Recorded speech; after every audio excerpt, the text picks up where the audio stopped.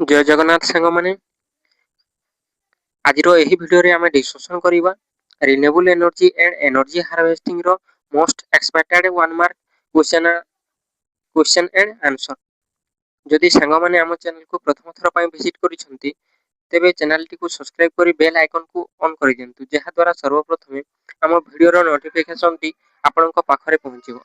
तो साଙ୍ଗमाने देरी न करि चलंतु आज रो भिडियो टी आरंभ करिबा।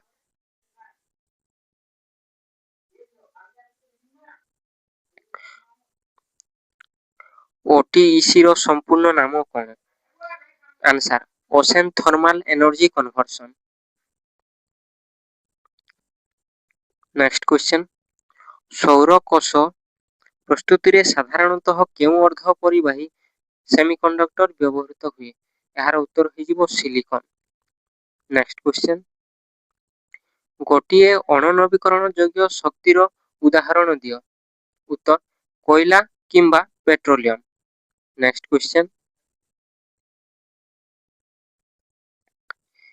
पीएजो इलेक्ट्रिक प्रभाव केउ शक्ति को विद्युत शक्ति रे रूपांतर करे? यार उत्तर यांत्रिक शक्ति को विद्युत शक्ति रे रूपांतर करे। नेक्स्ट क्वेश्चन सौर पोखरी बा सोलार पंप रो केउ स्तर रे सर्वाधिक लुणा अंश थाए?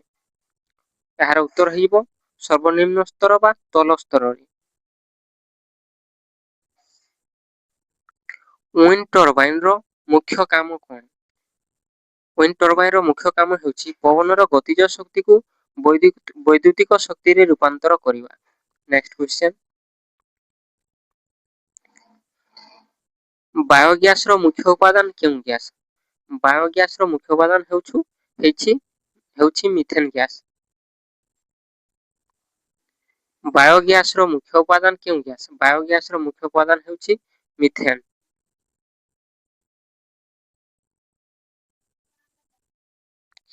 पीवी सिस्टम रे भी रो अर्थ कोन? पीवी सिस्टम रे भी रो अर्थ होउची फोटोवोल्टाइक।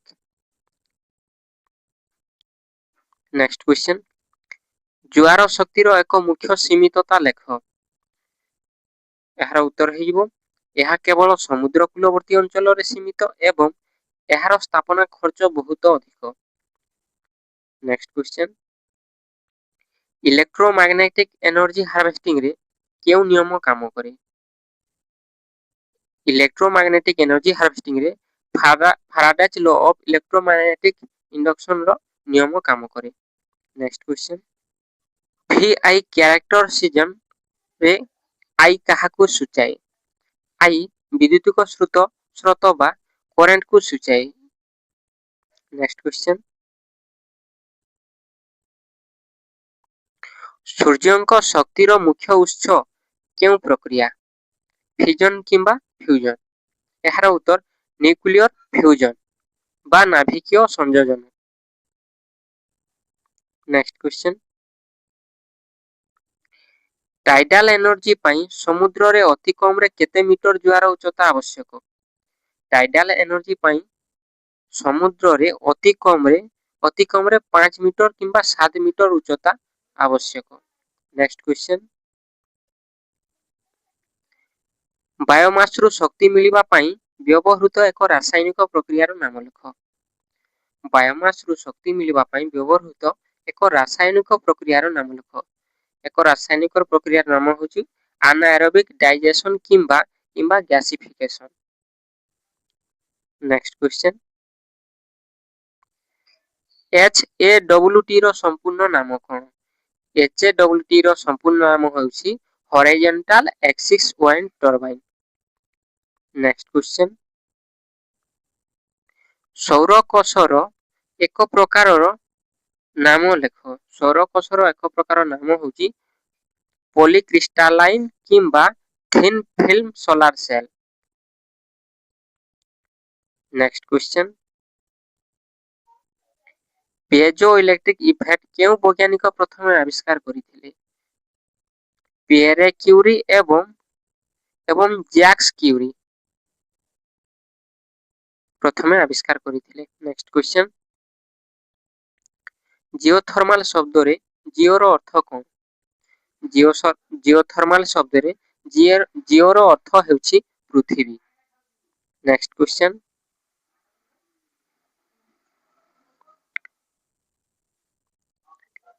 ବ୍ୟାଟସ୍ ଲ କେଉଁ ଶକ୍ତିର ଦକ୍ଷତା ସହିତ ଜଡ଼ିତ? ବ୍ୟାଟସ୍ ଲ ପବନ ଶକ୍ତି ବା ୱିଣ୍ଡ ଟର୍ବାଇନର ସର୍ବାଧିକ ଦକ୍ଷତା ସହ ଜଡ଼ିତ। ନେକ୍ସଟ କ୍ୱେଶ୍ଚନ, ସୌର ପ୍ୟାନେଲରେ ବ୍ୟବହୃତ ଆଣ୍ଟି ରିଫ୍ଲେକ୍ଟିଭ କୋଟିଂ ର କାମ କଣ? ଏହାର କାମ ହେଉଛି ଏହା ସୂର୍ଯ୍ୟ କିରଣ ପ୍ରତିଫଳନକୁ କମାଇ ଅଧିକ ଆଲୋକ ଶୋଷଣ କରିବାରେ ସାହାଯ୍ୟ କରେ, ଯାହା ଫଳରେ ଦକ୍ଷତା ବଢ଼ିଥାଏ। ନେକ୍ସଟ କ୍ୱେଶ୍ଚନ, ସୌରକୋଷର ମୁଖ୍ୟ ସାମଗ୍ରୀ ଭାବେ କେଉଁ ଅର୍ଦ୍ଧପରିବାହୀ ବ୍ୟବହୃତ ହୁଏ? ଏହାର ଉତ୍ତର ହେଇଯିବ ସିଲିକନ। ସୌରକୋଷର ମୁଖ୍ୟ ସାମଗ୍ରୀ ଭାବେ ମୁଖ୍ୟତଃ ସିଲିକନ ଅର୍ଦ୍ଧପରିବାହୀ ବ୍ୟବହୃତ ହୋଇଥାଏ। ନେକ୍ସଟ କ୍ୱେଶ୍ଚନ, ପବନ ଶକ୍ତି ଉତ୍ପାଦନରେ ନୋସେଲର କାମ କଣ? ପବନ ଶକ୍ତି ଉତ୍ପାଦନରେ ନୋସେଲର କାମ କଣ? ନୋସେଲ ହେଉଛି ଟର୍ବାଇନ ଉପରେ ଥିବା ଏକ ଆବରଣ ଯାହା ଗିୟରବକ୍ସ, ଜେନେରେଟର ଏବଂ କଣ୍ଟ୍ରୋଲ ସିଷ୍ଟମ ଭଳି ମୁଖ୍ୟ ଅଂଶ ଗୁଡ଼ିକୁ ସୁରକ୍ଷା ପ୍ରଦାନ କରିଥାଏ। ନେକ୍ସଟ କ୍ୱେଶ୍ଚନ, ଶକ୍ତିର ଏକ ଅଣନବୀକରଣ ଯୋଗ୍ୟ ଉତ୍ସର ନାମ ଲେଖ। ଏହାର ଉତ୍ତର ହେଇଯିବ କୋଇଲା କିମ୍ବା ପେଟ୍ରୋଲିୟମ, ଯାହା ଥରେ ସରିଗଲେ ତାହାକୁ ପୁନଃ ସୃଷ୍ଟି କରିବା ପାଇଁ ବହୁତ ହଜାର ହଜାର ବର୍ଷ ଲାଗିଥାଏ। ନେକ୍ସଟ କ୍ୱେଶ୍ଚନ, ପିଭି ସେଲରୁ ବାହାରୁଥିବା ବିଦ୍ୟୁତ କେଉଁ ପ୍ରକାର? ଏସି କିମ୍ବା ଡିସି? ଏହାର ଉତ୍ତର ହେଇଯିବ DC, direct current. Next question, photovoltaic ଶବ୍ଦରେ ଫଟୋର ଅର୍ଥ କଣ? ଫଟୋଭୋଲ୍ଟାଇକ ଶବ୍ଦରେ ଫଟୋର ଅର୍ଥ ହେଉଛି ଆଲୋକ ବା ଲାଇଟ। ନେକ୍ସଟ କ୍ୱେଶ୍ଚନ, ବାୟୋଗ୍ୟାସର ମୁଖ୍ୟ ଉପାଦାନ କେଉଁ ଗ୍ୟାସ? ବାୟୋଗ୍ୟାସର ମୁଖ୍ୟ ଉପାଦାନ ହେଉଛି methane, CH4। Next question, ocean thermal energy ପାଇଁ ତାପମାତ୍ରାର ପାର୍ଥକ୍ୟ ଅତି କମରେ କେତେ ହେବା ଉଚିତ? ଓସେନ ଥର୍ମାଲ ଏନର୍ଜି OTEC ପାଇଁ ତାପମାତ୍ରାର ପାର୍ଥକ୍ୟ ଅତି କମରେ 20 ଡିଗ୍ରୀ ସେଲସିୟସ ହେବା ଉଚିତ। ନେକ୍ସଟ କ୍ୱେଶ୍ଚନ, ପିଏଜୋ ଇଲେକ୍ଟ୍ରିକ ମେଟେରିଆଲ ଉପରେ ଚାପ ପଡ଼ିଲେ କଣ ସୃଷ୍ଟି ହୁଏ? ଏହାର ଉତ୍ତର ହେଇଯିବ ବୈଦ୍ୟୁତିକ ଚାର୍ଜ ବା ଭୋଲ୍ଟେଜ ସୃଷ୍ଟି ହୁଏ। ନେକ୍ସଟ କ୍ୱେଶ୍ଚନ, ସୌର ଚୁଲିରେ କେଉଁ ପ୍ରକାରର ଆଇନା ବ୍ୟବହୃତ ହୁଏ? ସୌର ଚୁଲିରେ ସମତଳ ଆଇନା କିମ୍ବା ପାରାବୋଲିକ ପ୍ରତିଫଳକ ବ୍ୟବହୃତ ହୋଇଥାଏ। ନେକ୍ସଟ କ୍ୱେଶ୍ଚନ, ଜିଓଥର୍ମାଲ ଏନର୍ଜି ପୃଥିବୀର କେଉଁ ସ୍ତରରୁ ଆସିଥାଏ?